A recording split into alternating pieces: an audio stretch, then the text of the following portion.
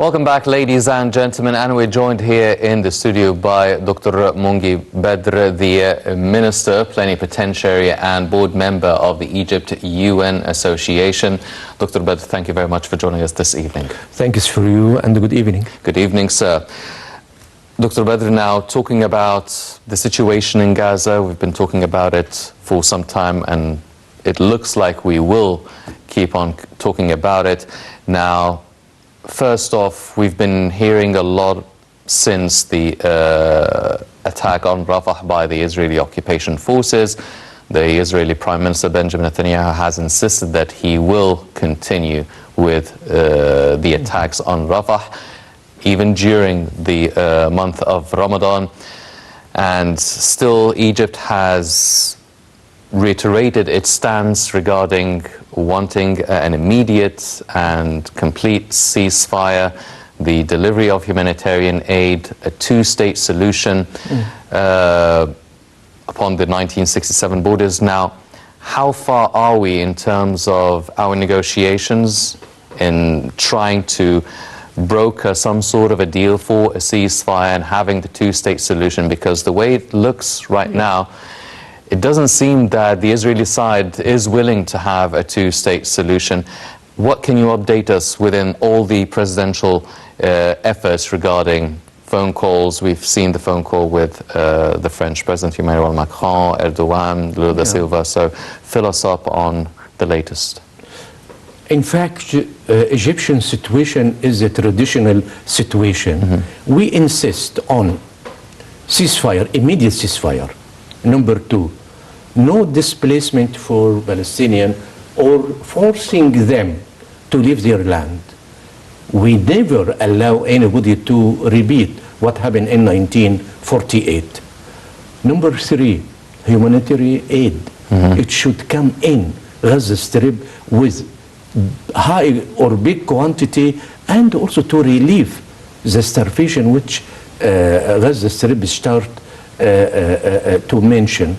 And in fact, one of Palestinian in Gaza Strip, he mentioned, I'm not afraid of bombing, I'm afraid of hunger.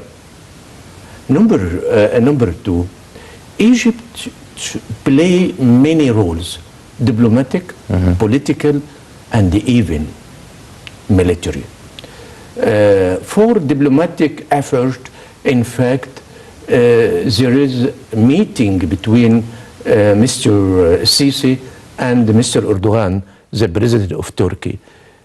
We agreed together that the only solution to settle down this conflict is to have two states, one for Palestinian and another one for Israeli people. On the border of 4th of June, 1967. Number three, we try to put pressure on Israeli side to accept ceasefire. Of course, we have a long experience dealing with Israeli people. They are going to mention to you one direction, and in the same time, they are playing in another direction. Number three, we use to be patient with Israeli people. Otherwise, it will be disaster for all of us. We, as in Egypt, we warn Israeli side, don't play with us, because if they attack Philadelphia corridor, it will be another story, and we are ready for that.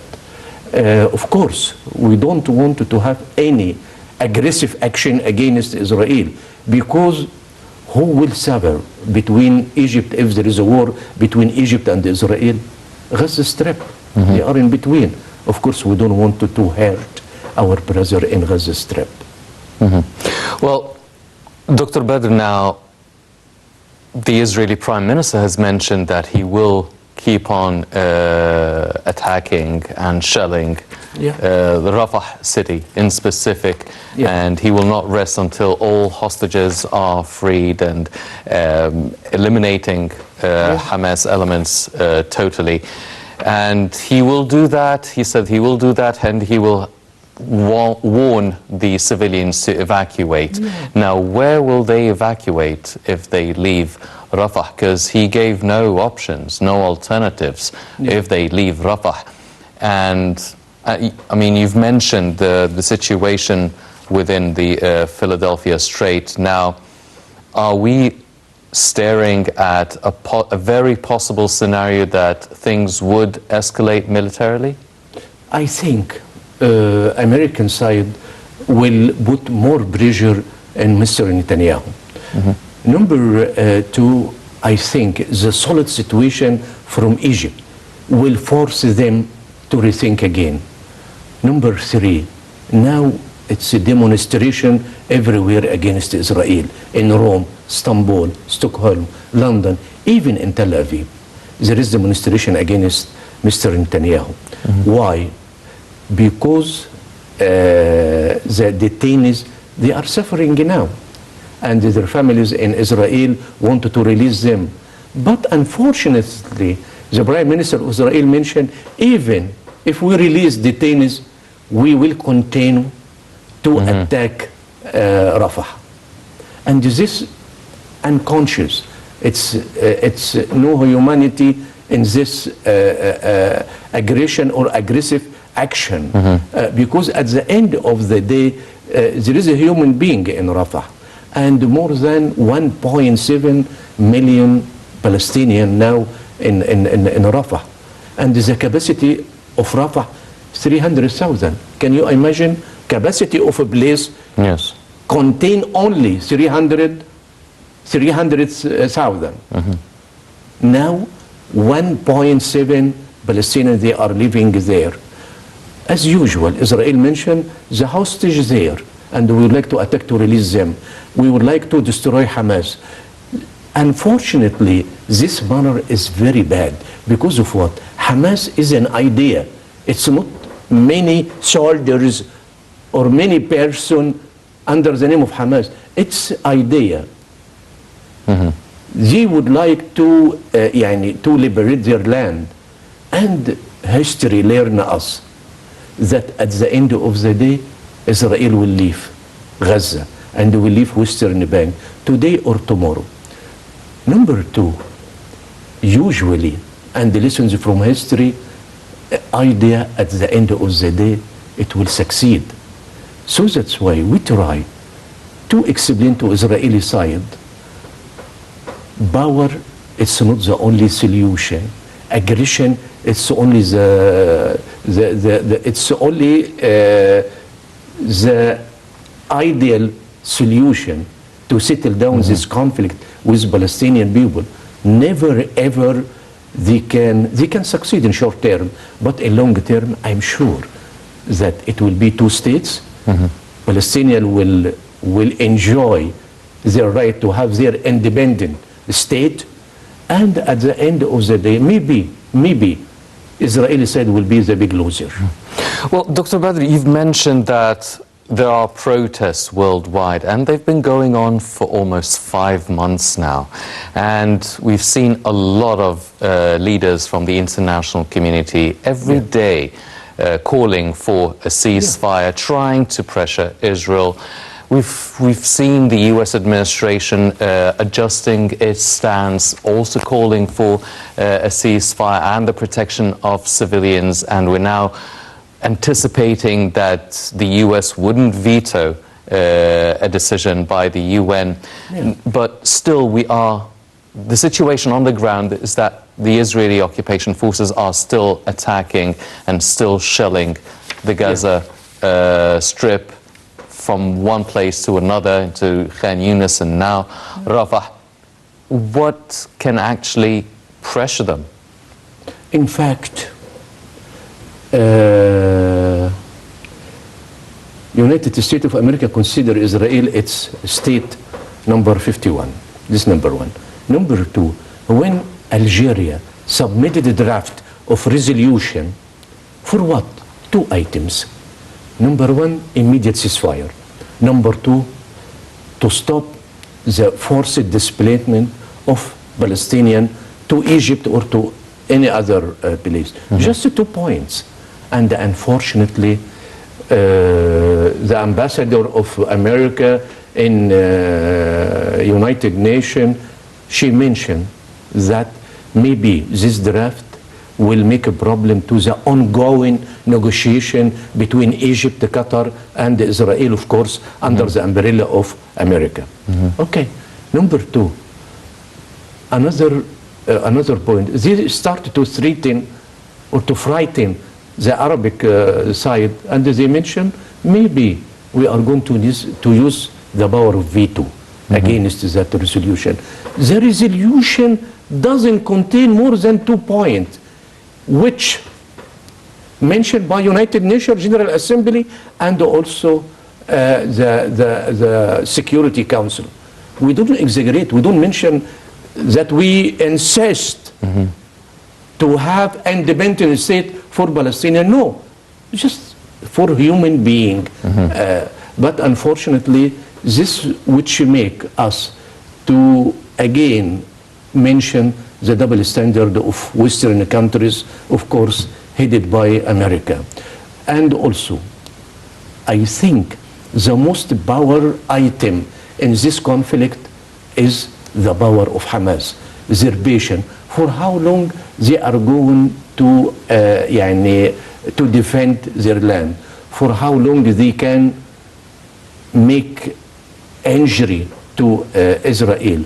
For how long they can reach their goal to have ceasefire, to allow aids to come in, and also to have their own independent state. Yes. This it's very important. So the expert mentions this, especially in Arab region, that it's Hamas, not America, not Israel, not Europe. It's Hamas.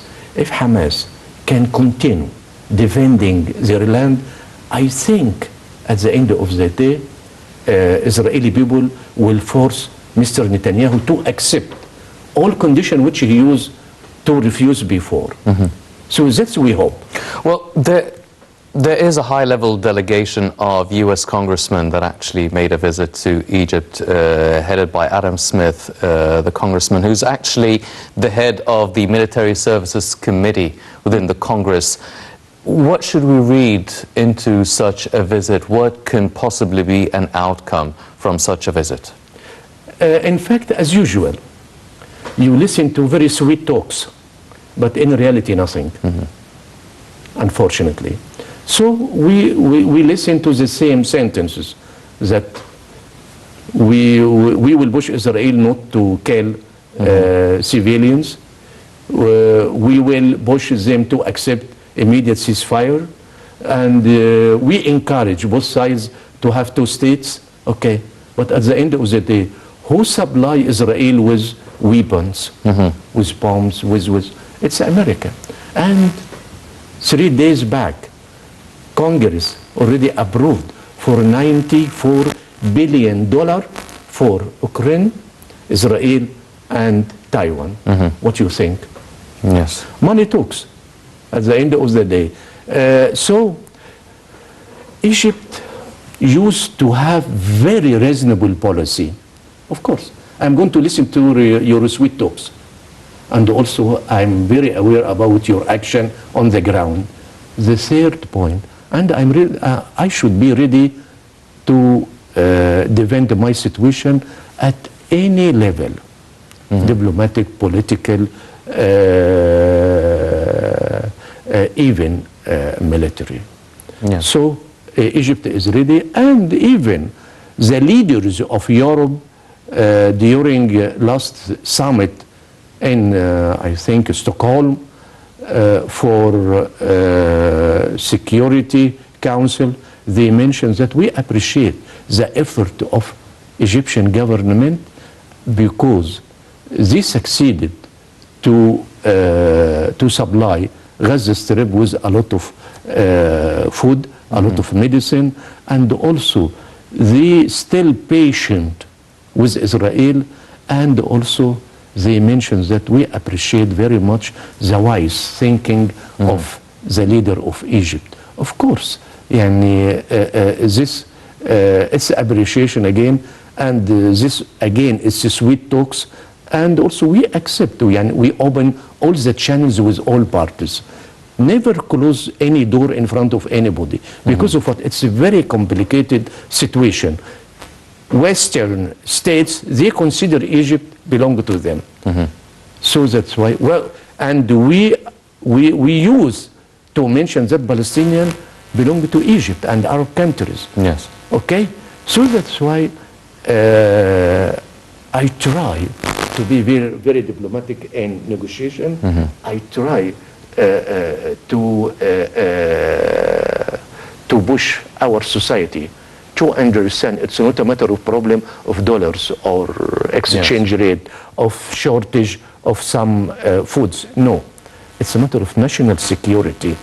So that's why it was a campaign of lies against Egypt last 2 weeks. They accused Egypt that we close Rafah cross border. Unfortunately, and this it came from Israeli side and even from the President of America, Mr. Biden. And also in this, they tried to you know, through social media, they try to mention many bad things against Egypt. So that's why we try to explain to our society that Egypt, it have very clean and clear situation against the Palestinian cause.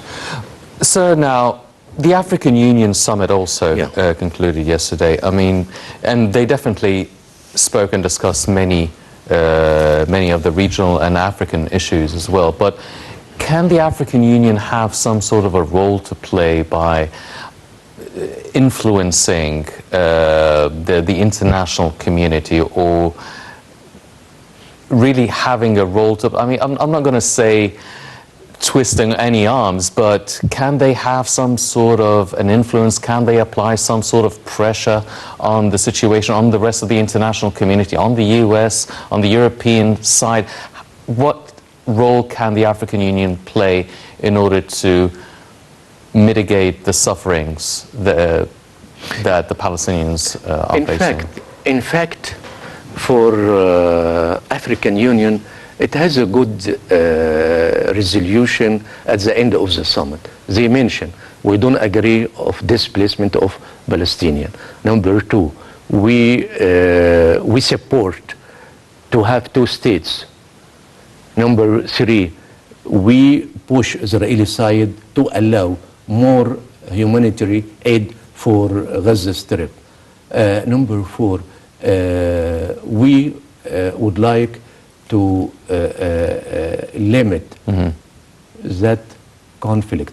Otherwise, there is a sliding of another power to come in this conflict. And this, it's very important to limit this conflict between Hamas and Israel. Otherwise, it will be another power coming from many places, so which we exert our utmost not allow to this to enlarge this conflict. Yes. Ladies and gentlemen, definitely a lot of developments are taking place by the day within the Gaza Strip, and we are following the Egyptian efforts, the political, diplomatic and humanitarian efforts to try and reach a ceasefire and end the suffering of the Palestinians. Unfortunately, that's all the time we have for this edition of the Daily Debate. But before we go, I'd like to thank my very distinguished guest, Dr. Mongy Badr, the Minister Plenipotentiary and board member of the Egypt-UN Association. Dr. Badr, always a pleasure having you with us on the show. Thank you for you, and good night. Good night, sir. Ladies and gentlemen, please stay tuned for more coming up on Nile International. I'm Hen Youssef. Thank you for joining us.